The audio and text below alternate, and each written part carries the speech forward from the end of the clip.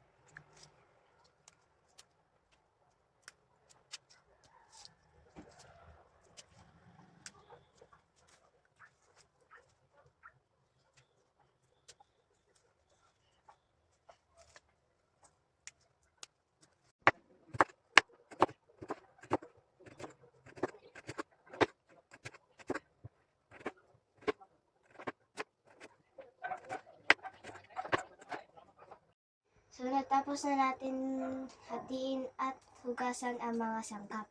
Ngayon, lutuin na natin ito. Ihanda ang kasirola at maglagay ng mantika.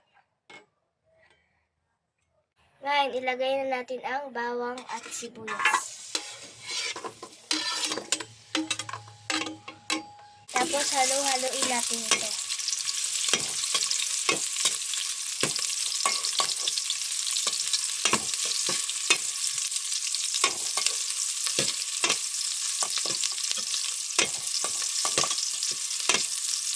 At isunod natin itong kamatis.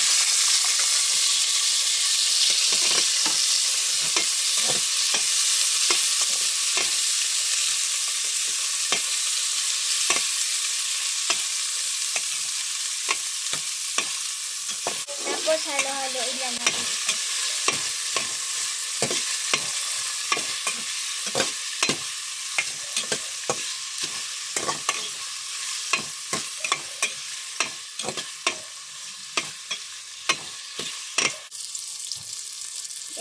Lagyan natin ito ng tubig. Hintayin natin itong kumulo.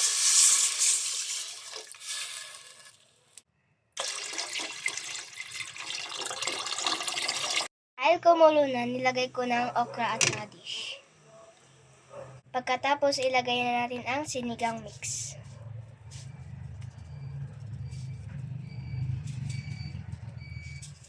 Pagkatapos, ilagay natin ang asin.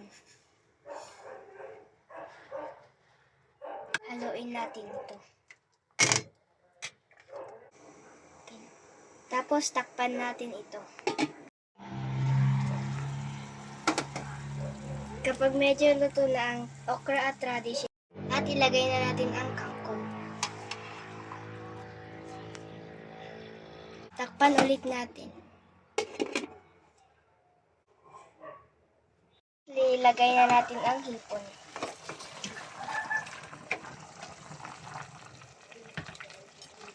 Halo lang natin.